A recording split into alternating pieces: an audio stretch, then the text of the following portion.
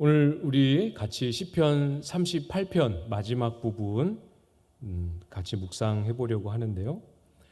설교 제목에서도 드러나는 바와 같이 이 시편 38편은 하나님의 백성들이 죄를 하나님 앞에 어떻게 다루어야 하는지를 잘 가르쳐주는 시편입니다.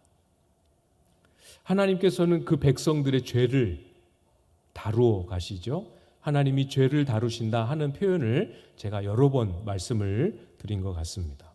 죄를 깨닫게 하시고 발견하게 하시고 고백하게 하시죠. 회개하고 돌이키게 하십니다.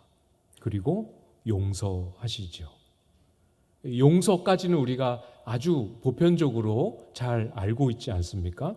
그러나 용서에서 한 걸음 더 나아가서 하나님이 그 자녀된 자들의 죄를 어떻게 다루시는가 하는 부분을 조금 더 깊이 있는 신앙의 수준으로 끌어올리면서 우리가 같이 묵상해 보려고 합니다. 신앙이 성장하면 성장할수록 하나님은 이 죄를 다루실 때 우리의 죄에 대해서 징계와 훈육을 행하십니다. 어려운 개념은 아니에요. 우리가 자녀를 다 양육해 보셔서 잘 아시는 것처럼 잘못된 행동을 할 때 다시는 그 행동을 반복하지 않도록 엄하게 꾸중하거나 또 어릴 때는 또 손바닥도 종아리도 이렇게 맴매도 하기도 하고 또 이렇게 이런 다양한 방식으로 밥을 안 줄 거야, 너 스마트폰 안 사줄 거야 이러면서 얼르기도 하고 협박도 해가면서 훈육을 하지 않습니까? 똑같습니다. 하나님께서 하나님의 자녀된 자들의 죄와 허물과 실패를 다루실 때에도 훈육과 징계의 방식을 사용하십니다. 이 똑같은 내용이 히브리서 12장 6절 말씀에도 있는데요. 제가 읽어드리겠습니다. 주께서 그 사랑하시는 자를 징계하시고 그가 받아들이시는 아들마다 채찍질하심이라 하였으니. 하나님의 자녀됨에 대해서 성경적이고 올바른 그런 이해와 믿음을 가지고 있다면 우리는 반드시 하나님께서 그 자녀된 자들의 죄를 다루시는 것, 훈육하시고 징계하시는 게 무엇인지 또 어떻게 하시는지 우리는 그것을 어떻게 깨닫고 반응해야 하는지를 잘 알아야 합니다. 오늘 본문을 통해서 그 부분을 우리가 같이 묵상해 보려고 하는데요. 먼저 17절 말씀을 보시면 내가 넘어지게 되었고 나의 근심이 항상 내 앞에 있사오니. 넘어졌다라는 것에 대한 고백과 근심하고 있다, 항상 내 앞에 근심이 있다 이렇게 고백을 하고 있지요. 어떤 넘어짐이고 어떤 근심인가 하는 부분은 사실 앞부분 1절부터 이 시편 38편 거의 대부분의 지면과 내용을 할애해서 넘어짐과 근심의 내용을 아주 자세하고 구체적으로 고백하고 있습니다. 그러니까 앞부분의 내용을 이제 살펴보면 확인이 되는데 그걸 지금 다 살펴볼 수는 없고 우리가 새벽 예배 꾸준히 오신 분들은 이제 앞의 내용을 꾸준히 살펴보셨기 때문에 오늘 이 내용이 굉장히 잘 모르겠습니다. 제 생각에는 잘 이해가 되시지 않을까 싶은데 조금만 우리가 요약해서 생각을 해보도록 하겠습니다. 넘어짐과 근심의 내용이 무엇인가 하면 다윗이 이 시편 전체를 통해서 굉장히 자세하게 육체적인 고통을 호소하고 표현합니다. 이것을 해석할 때 이 다윗의 육체적인 고통에 대한 고백이 실제로 중한 병을 얻어서 투병의 과정을 이렇게 거치면서 고백한 것이다.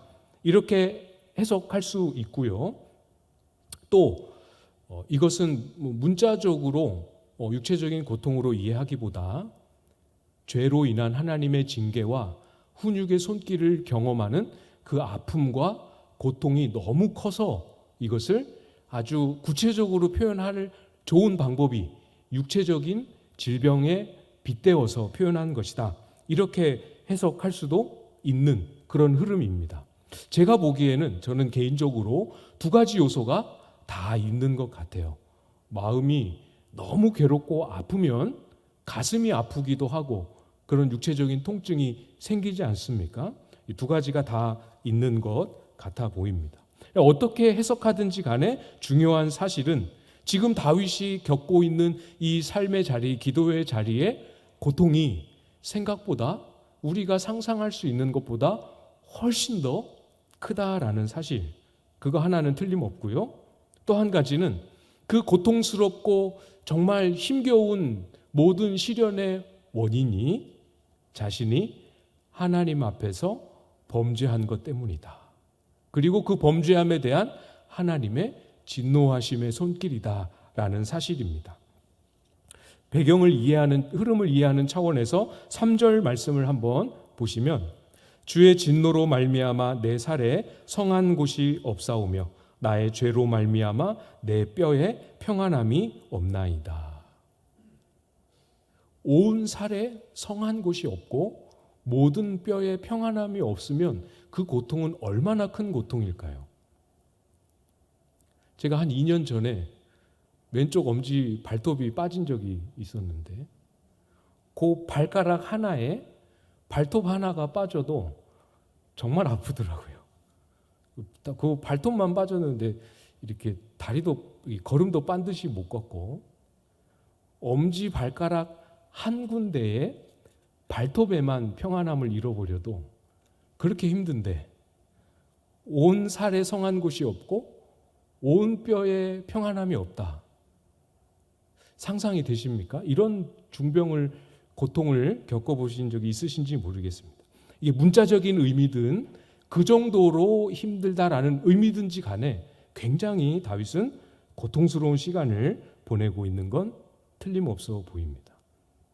그리고 이 고통이 하나님의 주의 진노로 말미암았다. 그리고 나의 죄 때문이다 라고 명확하게 고백을 하고 있죠. 우리의 경험과 약간의 괴리감을 조금 느끼면서 의아한 마음이 드시는 분이 혹시 계시는지 모르겠습니다. 이 지점에서 약간이라도 왜 이렇게 힘들까? 죄 때문에 이렇게 힘들어야 될까? 이런 마음이 드시는 분은 이제 본문의 흐름을 잘 이해하고 계시는 겁니다. 우리가 죄를 고백하면 하나님은 용서하시잖아요.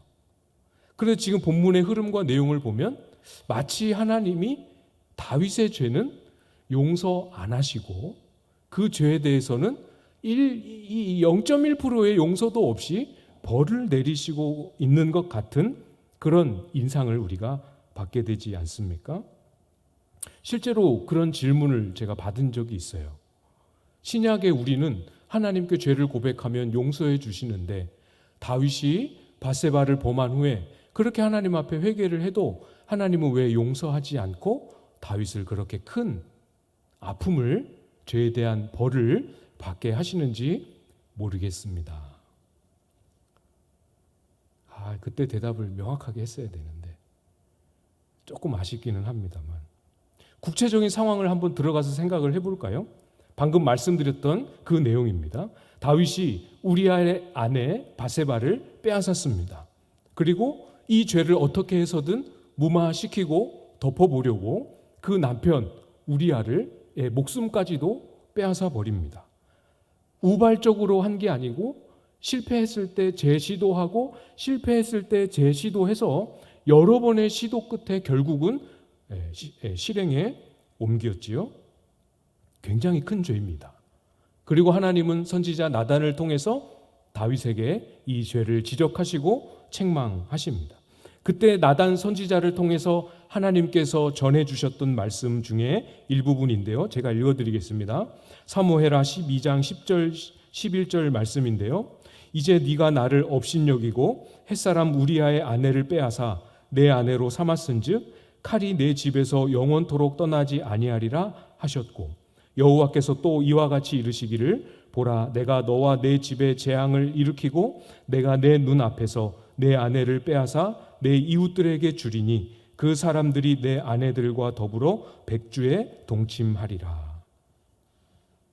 정말 듣기만 해도 두려운 엄청난 책망과 경고의 말씀을 주셨습니다. 잘 주의해서 이해하셔야 됩니다. 칼이 네 집에서 영원히 떠나지 않을 것이다. 네 아내를 백주에 다른 사람들에게 줄 것이다. 이렇게 하신 하나님의 메시지는 다윗의 죄를 벌하시기 위해서 주신 것이 아닙니다. 하나님이 다윗을 용서하지 않으셨기 때문에 형벌로 죄에 대한 대가를 위해서 말씀하신 내용이 아니다라는 사실이에요. 이렇게 말씀하시고 이런 내용을 다윗의 삶에 실행하심으로 큰 고통과 아픔의 시간을 지나가게 하신 하나님의 목적은 죄라는 것이 얼마나 무섭고 파괴적인가, 그리고 이 죄를 하나님이 얼마나 싫어하시는가 하는 것을 뼈에 사무치도록 깨닫고 다시는 그 죄를 범하지 않도록 하기 위함인 거죠. 그래서 하나님이 하나님에게 자녀들에게 주시는 죄의 징계는 벌이 아니라 징계요 훈육인 거죠. 조금이라도 더 하나님의 마음에 가깝도록, 더 가까워져서 하나님의 마음과 조금이라도 비슷하게 죄를 미워하고 죄에 대한 경각심을 갖도록 하기 위해서 이렇게 말씀하신 겁니다.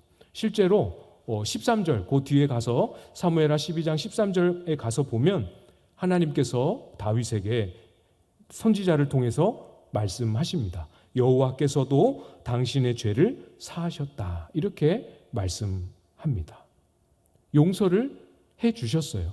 그러나 용서해 주셨다고 해서 방금 제가 읽어드렸던 10절, 11절에 칼이 떠나지 않을 것이다와 아내를 다른 사람들에게 줄 것이다 하는 이 하나님의 메시지가 실행이 안 되지는 않습니다.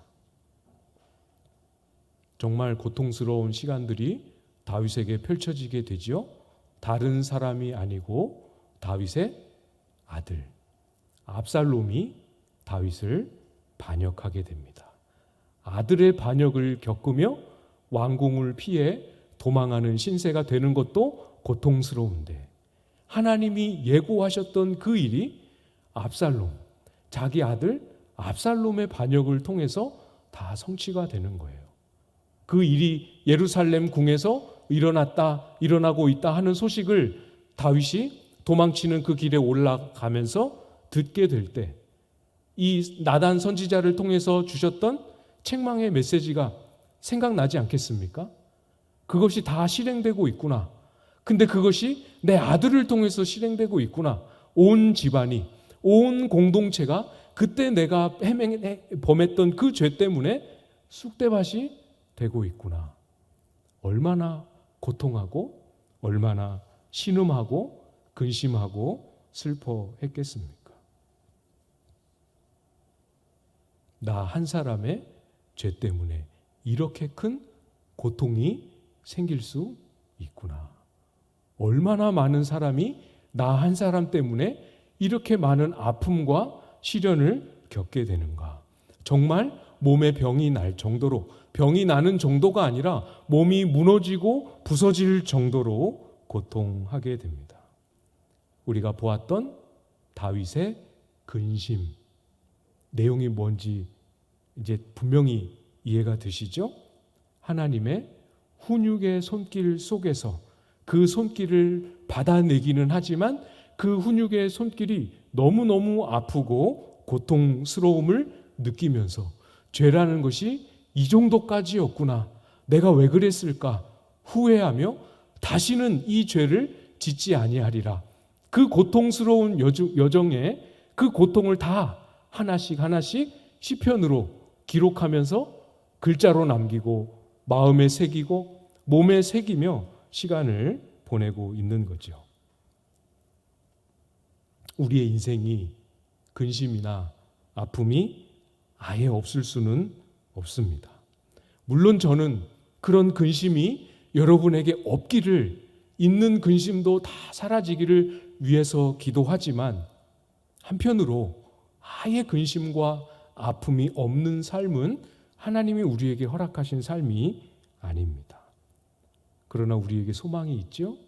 그런 근심의 시간도, 힘겨움과 시련의 시간도 그냥 절망이 아니고, 그냥 아픔으로 끝이 아니고 하나님의 손에 붙들릴 수 있다라는 사실입니다. 우리에게는 절망인데 그 절망스러운 근심을 하나님이 붙잡으시면 사용하시고 다른 일을 이루어내시는 거죠. 고린도후서 7장 10절 말씀에 이렇게 말씀합니다. 하나님의 뜻대로 하는 근심은 후회할 것이 없는 구원에 이르게 하는 회개를 이루는 것이요 세상 근심은 사망을 이루는 것이니라. 똑같은 근심의 자리에 있다 할지라도 하나님의 뜻대로 하는 근심으로 궤도에 올라타면 하나님이 우리를 죄를 다시 범하지 않도록 하시는 훈계와 양육의 손길, 우리를 빚어가시는 손길로 다루어 가시는 겁니다. 그렇게 할 때 우리가 기억해야 할 중요한 내용이 있습니다. 38편, 20편을 새벽마다 하면서 제가 약간 제가 느끼기에 잔소리처럼 여러 번 제가 말씀을 드렸어요. 우리의 모든 시련이 다 죄 때문에 오는 건 아닙니다. 이렇게 여러 번 말씀을 드렸습니다. 무슨 뜻인지 아시죠? 막연하게 이유를 알 수 없는 고난과 아픔이 찾아올 때 적지 않은 분들이 그렇게 말씀하세요. 아이고, 다 제가 잘못해서 그런 것 같아요. 내지는 도대체 제가 뭘 잘못했길래 이런 아픔을 겪어야 하나요? 이렇게 이야기하는 경우를 많이 만나게 됩니다. 죄 때문에 그런 게 아닌 경우도 많이 있습니다. 이 아픔과 이 근심을 가지고 하나님 앞에 기도할 때 구체적으로 이런 죄, 이런 허물을 깨닫게 해주신 게 아니라고 한다면 이것이 죄 때문에, 나의 잘못 때문에 내가 하나님께 벌 받고 있다, 이렇게 막연하게 생각하지 않으시기를 한 번 더 당부를 드립니다. 그건 하나님의 뜻대로 하는 근심이 아닙니다. 이 근심이, 이 아픔이 하나님의 뜻과 하나님의 손에 딱 붙들릴 때에는 반드시 우리가 고린도후서 말씀에 보았던 것처럼 회개로 우리를 데려갑니다. 막연하게 벌 받는구나 하면서 자책하는 게 아니고 구체적인 죄를 발견하고 하나님 앞에 회개하도록 우리를 데려가시는 거예요. 그래서 중요한 것은 구체적인 죄를 깨달았느냐, 하나님이 구체적인 죄를 발견하고 보여주셨느냐 하는 이 기준을 가지고 아주 주의 깊게 잘 분별해야 합니다. 죄를 구체적으로 깨닫고 고백하게 하시고, 오늘 설교 제목처럼 죄를 인하여 슬퍼하게 하시는 길로 데려가십니다. 18절, 오늘 본문 18절 말씀이죠. 내 죄악을 아뢰고 내 죄를 슬퍼함이니이다. 여기서 아랜다라는 말은 그냥 하나님 제가 이거 잘못했습니다 말하는 정도의 의미의 표현이 아닙니다. 아주 철저하게 낱낱이 공개되도록 한다라는 뜻이에요. 어디서 들여다봐도 전후 맥락이 다 보일 수 있을 만큼 조금도 감추어지거나 어디에도 가려지지 않도록 높이 들어서 다 보이도록 한다라는 그런 의미의 표현입니다.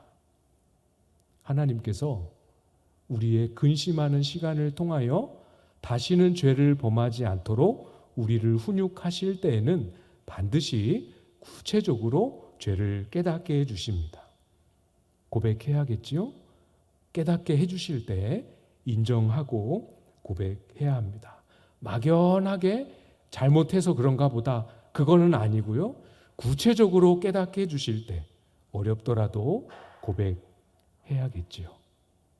육하원칙, 언제, 어디서, 무엇을, 어떻게, 왜, 그 내용이 기억나는 한, 할 수 있는 한 다 들어가고 다 표현될 수 있도록, 심지어는 행동으로 표현되진 않았지만 그 행동을 할 때, 그때 이 말을 할 때 내 마음은 사실 이런 마음이었고, 이 행동을 할 때 사실 내 생각은 이런 생각이었고 하는 것까지 아주 구체적이고 상세하게 주님 앞에 고백해야 합니다. 그렇게 다 고백해도 괜찮습니다. 괜찮을 뿐만 아니라 고백해야 되지요. 이미 하나님은 다 알고 계시기 때문에 구체적으로 자세하게 묘사한다고 해서 하나님이 놀라실 거 아니고, 고백 안 한다고 해서 하나님이 모르고 계시는 것도 아니기 때문에 고백해야 합니다. 죄가 깊을수록 쉽지 않지요? 쉽지 않습니다. 가만히 내버려 두지 않습니다. 그렇게 죄를 다루려고 하면 주변에서 달겨들고 말리고 진정을 시키려고 합니다. 19절 20절 말씀인데요. 내 원수가 활발하며 강하고 부당하게 나를 미워하는 자가 많으며 또 악으로 선을 대신하는 자들이 내가 선을 따른다는 것 때문에 나를 대적하나이다. 이 죄를 다루고 하나님 앞에 치열하게 몸부림치며 씨름하는데 그게 뭐가 문제라고 주변에서 원수들이 달겨들고 죄를 후회하고 죄를 애통하면 할수록 원수들은 더 강렬하게 덤벼듭니다. 내가 지금 죄를 하나님 앞에 회개하고 있다는 그것 가지고 대적들이 시비를 걸고 말거리를 삼습니다. 그런 거 경험해 본 적 있으십니까? 저는 있어요. 너는 왜 그렇게 사람이 부정적이니? 맨날 죄 생각만 하고. 형 너무 그렇게 신앙을 심각하게 생각하지 마시고요. 이런 말도 들어보았습니다. 여러분은 어떤 말을 들어보셨나요? 너만 신앙생활 하니? 너만 예수님 믿니? 그렇게 신앙생활 깊이 빠지면 안 된다. 죄만 있는 거 아니다. 하나님의 사랑도 생각해도 된다. 죄 그렇게 한두 번 회개한다고 다 해결되는 거 아닌데 뭐 그렇게 당장 내일 죽을 것처럼 심각하게 그러냐 등등 이런 비슷한 말들을 가까운 사람에게 듣게 될 수 있습니다. 가만히 내버려 두지 않습니다. 물론 오늘 본문에서 다윗은 원수, 대적이라고 할 때 눈에 보이는 정말 물리적인 회방을 하는 사람들을 의미한 표현입니다. 그러나 우리가 회개하는 길에 들어설 때 보이지 않는 원수들도 우리를 회방합니다. 죄로 아파하고 죄로 근심하며 이 죄를 하나님 앞에 들고 씨름하는 그 시간을 절대로 가만히 두고 볼 수 없는 원수가 덤벼들기 시작하지요. 죄를 고백하는데 나 혼자 있는데 아무도 듣지 않고 아무도 그 내용을 모르는데 마치 누가 듣고 있는 것처럼 누가 알고 있는 것처럼 입 밖에 한마디를 꺼낼 때마다 그렇게 부끄럽고 민망하고 수치스럽고 그런 느낌 경험 가져본 적 혹시 있으십니까? 하나님은 하나님 앞에 죄를 고백할 때 절대로 우리로 하여금 부끄럽거나 수치스럽거나 굴욕적이게 느끼도록 그렇게 하시지 않습니다. 그러니까 죄를 수요 예배 설교 듣고 순종하는 마음으로 한 번도 고백한 적 없었던 내가 무덤까지 가지고 가리라 했던 그 죄를 고백하려고 하는데 하나님 아버지 한마디 하고 도무지 입이 안 떨어져 창피해서 그 창피함은 어디서 오는 겁니까? 19절 20절에 있는 원수가 주는 수치스러움입니다. 회개하지 못하도록 방해하는 거지요. 하나님 앞에 죄를 고백하려고 결심하고 엎드리고 죄를 고백하기 시작할 때 자책감과 죄책감, 용서받지 못할 것 같은 불안한 마음, 스스로도 내가 이런 행동을 했다라는 것이 용납이 안 되어서 내 입으로 내가 이렇게 하나님 앞에 범죄했습니다 하는 말을 도저히 입 밖으로 꺼낼 수 없는 그런 마음의 무거움을 느끼시는 경험도 있을 수 있습니다. 과도한 자책감과 죄책감이죠. 이것도 역시 하나님이 주시는 거 아닙니다. 우리의 죄를 없이 하시기 위하여 회개라는 은혜의 통로를 주신 것이지, 우리를 정죄하고 자책하게 하고 죄책감에 빠지게 하기 위해서 주신 것이 아니죠. 죄책감 때문에 회개가 잘 안 된다. 이것도 원수의 방해이고 대적입니다.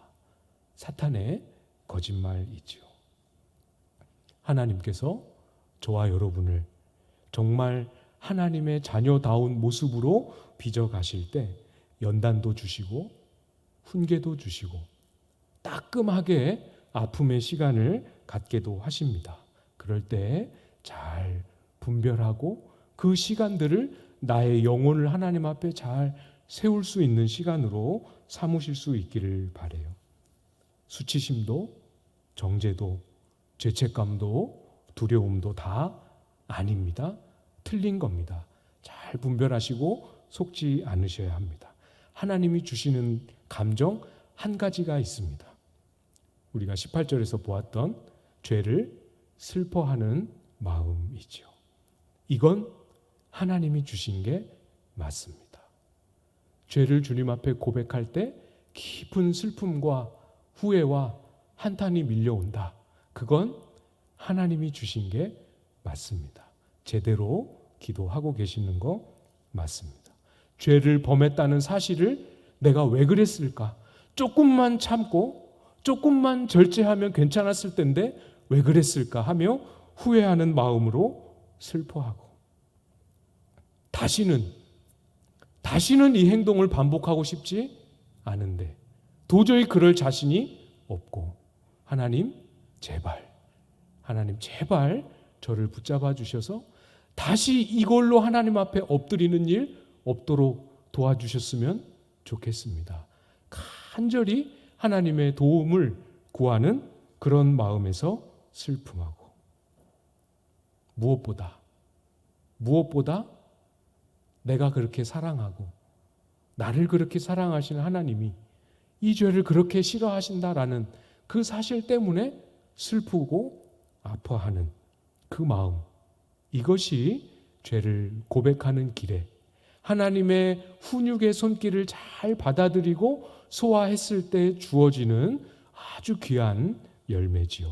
성경은 이 슬픔을 애통이라고 말씀하고 있습니다.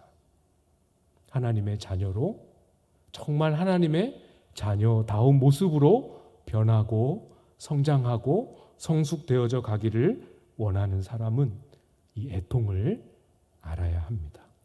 애통이 무엇인지 설명하고 이해할 수 있어야 한다는 뜻이 아니라 이 애통이 무엇인지를 우리의 기도의 자리에서 경험해야 한다라는 의미지요. 죄를 아뢰는 것이 무엇인지, 죄를 슬퍼하는 것이 무엇인지 알아야 합니다. 적어도 한 번은, 정말 내 신앙 여정에서 최소한 한 번은 하나님 앞에서 깊이 죄를 아뢰고 슬퍼함을 지나가는 경험 가질 수 있어야 하는 거죠. 한 번만 하면 된다는 뜻이 아니고 최소한 한 번은 그런 은혜를 누려봐야 합니다. 그래야 하나님을 부를 때 진짜 우리의 마음이 가득 담긴 진실한 고백, 저 하나님 없으면 안 됩니다. 하나님 다시 돌아와 주십시오. 그런 마음의 고백이 진실한 고백, 정말 하나님이 즉각 응답해 주시는 고백이 되는 거죠. 다윗의 고백도 그렇게 이루어지고 있죠. 21절, 22절 말씀입니다. 같이 한번 읽어볼까요? 21절, 22절 시작. 여호와여 나를 버리지 마소서, 나의 하나님이여 나를 멀리하지 마소서, 속히 나를 도우소서, 주 나의 구원이시여.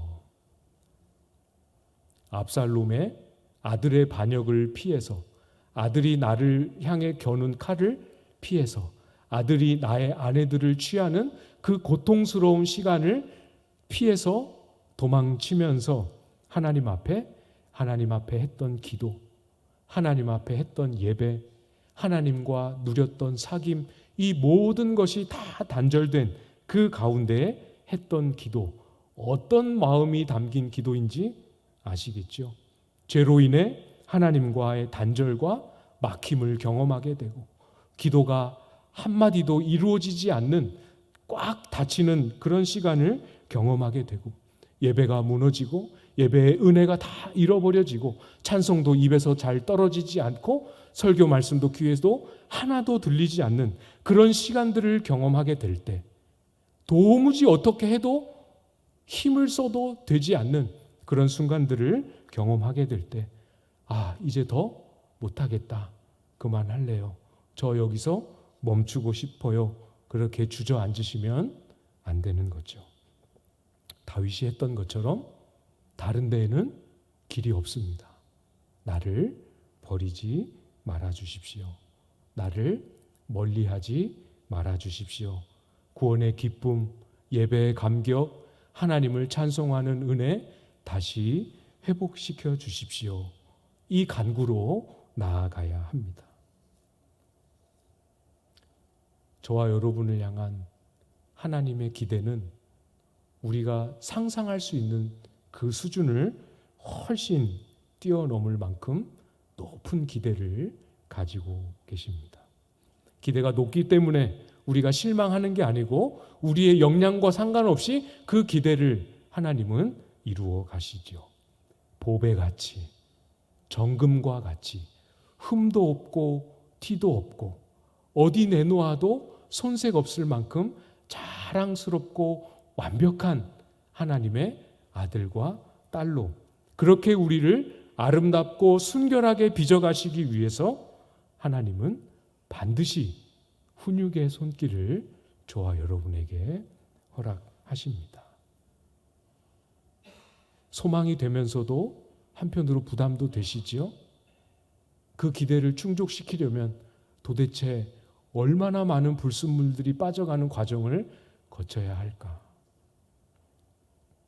너무 염려하지 마시고 너무 걱정하지 마시고 하나님이 우리가 감당할 시험만큼만 우리가 감당할 수 있는 훈육만큼만 허락하시는 그 하나님을 신뢰하고 우리를 거룩하게 빚어가시기 원하시는 그 하나님의 훈계와 책망과 우리를 연단하시는 그 손길을 믿음으로 기도로 순종으로 잘 소화하고 감당하셔서 정말로 하루하루 아직은 그래도 정금이라 말할 수는 없지만 그래도 하루하루 점점 더 정금가와 같이 변하여져 가는 그런 모습으로 주님 앞에 세워져 가는 저와 여러분들 다 되실 수 있기를 주님의 이름으로 축복합니다.